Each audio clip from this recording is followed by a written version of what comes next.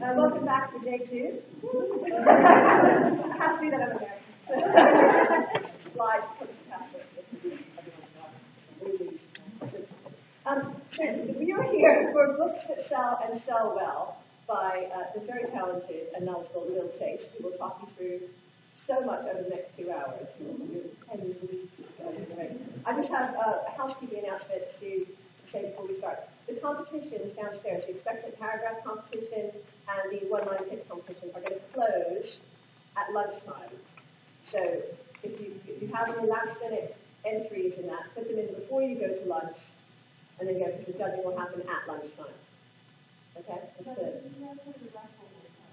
The raffle will be on sale at lunchtime, and I expect it will close probably before Chris Riddell's talk.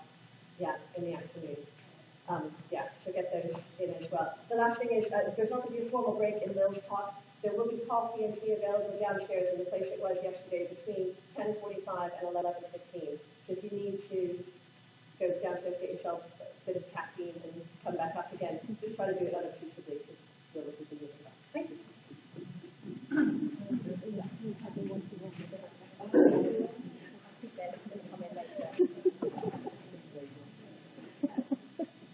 Hi everyone, thanks for coming.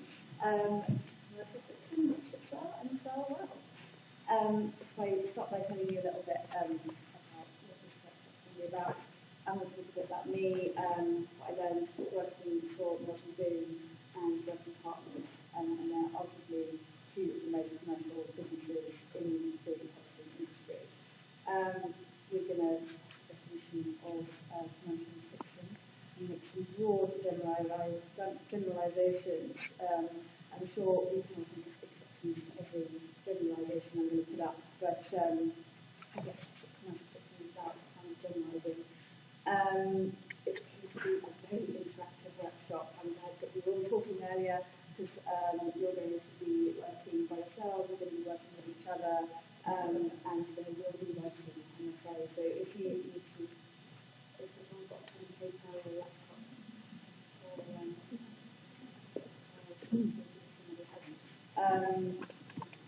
and obviously you don't have to share your work, if you don't want to share your work, that's fine.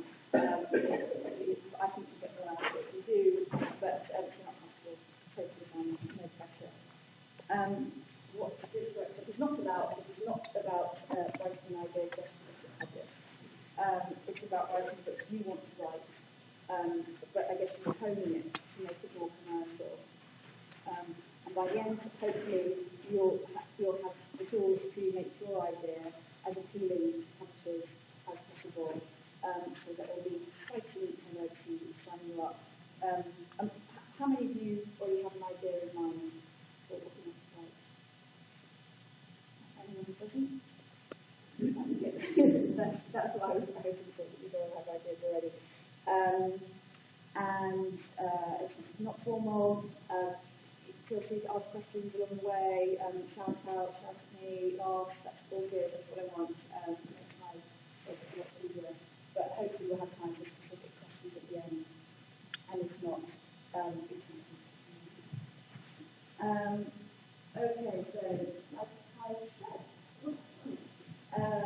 I worked at Modern Boom, and I worked there for a year doing work experience, which was great because I got to talk to so many different departments that Convent, editorial, acquisitions, and Mira, which is their sort of general women's fiction imprint, as opposed to their authors and stuff. And I was also a reader for Cornerstone Literary Consultancy. And for those who don't know, a literary consultancy is authors who aren't published, or maybe or trying to get published. They send their unpublished manuscripts into Cornerstone, and they get readers like me to write a full report, especially they pay to somebody to write a full report about areas that they can improve and essentially make their manuscripts better and make them more publishable before they send them out. I am now currently a commissioning editor at Working Partners, and it's a fabulous job, and you see it, but it's like each press, you Dream, My Sister the Vampire, Puddle, the Monster Puppy. The cowboy called Bill, that's wonderful, like where people in the books, which I and I suppose, as well as many, many, many more. And for those of you who don't know, I know some of you do, some of you might try. The team at Working Partners, we work together, get round the table, brainstorm ideas for a story, and we come with very detailed thoughts, very detailed storylines that go what's going to happen in each chapter, and then we find the writers like ourselves who want to turn up with us having the ability to write them up into full manuscripts, which we then sell to publishers. We're not a publisher. We sell them to publishers like all of you do. Like we're just the author. I'm assuming obviously they're partners, but our competition is all of you guys. So we're in it the same team. And then I guess I've used what I've learned over the years to write my own book. Bible, hopefully. Main Street is coming out in August, but Boys Beginners, we're going to say you might have seen it, lovely sparkling covers that have nothing to do with it, I absolutely love it. And Not is coming out in May. So, what I learned at Milton Green, obviously I learned lots of things, all of those that, but I guess I just wanted to impart with you the particular pearls of wisdom that I learned at each different place. Milton Green is more incredible than anyone would think. They sell 130 million books every single year. And I think that, what they say, they are the biggest publisher, and with numbers like that, you can't really argue. And the way they do it is they talk about something they call the promise to the reader, which basically the reader knows what they want from the Milton Green, and they get it. Essentially, they want a strong, handsome man and a beautiful young lady, and they want two of them to get together in the end. Of course, there are romance books out there where there's a needy, gawky man that's kind of lovable, or a clumsy, foolish woman getting together. But that's just not Milton Green, and you can find them if that's what you want. You can find them elsewhere. But Milton Green, it's the hunted man, the gorgeous girl get together in the end. They deliver what they say they're going to deliver, and they're rewarded by 130 million following. So I guess the lesson to be learned from this is that every genre makes a promise.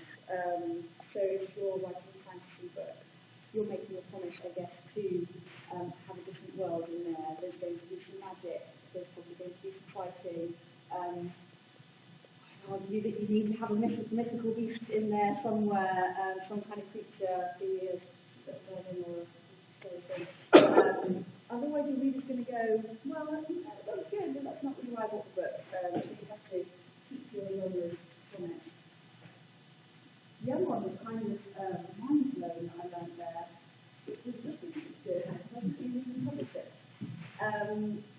So I was working for the Mirror once, more sort of regular women's fiction, and the editor had read a submission. They do take unsolicited submissions, and she's reading the submission. She gave it to me to what do you think? So I read this manuscript, about 90,000 words, and it was gorgeous. It was set in Africa at the time of like colonisation. It was a sort of white English couple living in an expat community, teaching in a college in Africa, with subplots that follow the witch doctor. Really good. I had part of the other song wasn't out there, but it had that kind of feel about it. It had history, it was romantic, it was lovely, and that's what I said to her. I said it's fabulous. Yeah, it's great. And she said, but can you publish it? And I was like, well, it's great. That's what I'm telling you. And she said, we wouldn't know how to publish this book. And I didn't really understand that, and I sort of said, but surely you publish a book by saying, hey everyone, this is a great book. And she said that the bookshops wouldn't understand it, wouldn't know where to position it, coming from them. So I said, so if Andy McNabb came to you and said, I want Manira to publish my next book, would you turn it down and keep publishing? So that was kind of it. Cornerstones, it seems like quite an obvious thing. It's quite obvious, but after reading on the transcript, a hospital manuscript is a good concept, that's well written. Most of these people who tried and not managed to get published had either one or the other. They had a great concept, but it wasn't very well written up. The patient was off, or the main thrust of the concept that you're drawing in with, it kind of lost its way and it's gone off in 20 different directions, and the subplot had overtaken the main thrust of the plot. Or they had great writing, but they didn't have an interesting or unique enough idea, and that was why. And for commercial fiction, it is the concept, definitely, that is more important than the writing. The writing has to be good, yes it does, but the concept is more important, and we're going to talk about more about that why that is later. Working partners, they have unparalleled success in commercial fiction. They do it over and over again. They unashamedly produce commercial fiction. But we don't do this by being cynical. That's not what we're about at all. We just know the market. And I'm really going to try and not use jargon. I hate using jargon because I don't understand it when I first get into writing and publishing. So we know the market. We know the readers. That's what that means. We know the readers and we know what they like to read. We do not follow trends. We don't sort of do a vampire book, because if you stop a trend, it's really too late, it's probably already gone. I mean, the book's going to take the shortest amount of time we don't and I just imagine really quick, is a year. So, it's best to follow your own path, write a really, really good book, and then more likely to be the next trend, rather than paddling after the one that's just gone. So then I guess I used what I've learned over the years to write my own book and get my own book deal. And again, I wasn't doing it cynically. I knew I wanted to write this book, but I guess I was just making my chances easier by making it easier for the publishers to sell it. If you don't put any obstacles in their way, it's easier for them to see, okay, this is how we're going to sell it, this is why it's going to make money, and so, contribute to belief. Non-fiction is not a dirty word.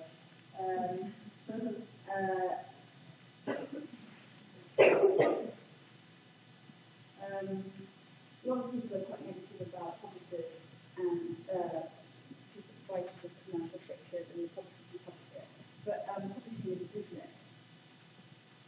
And the business needs to make money. I mean, it's obviously it's obvious that they need to pay their staff, and the staff need to feed their children, and they need to fight the building, and they can't just keep publishing books because they're great, but because they make money. And like everyone else at the moment, their publishing industry is feeling the pinch, it's suffering, it's difficult, and they can't just publish your books to be nice. It's got to appeal to readers, and it's got to appeal to more readers, the better, and it's got to make them money. The Southcat company once told me that only 20% of the books that get published, 20% of the books that get published make up 80% of their profit. So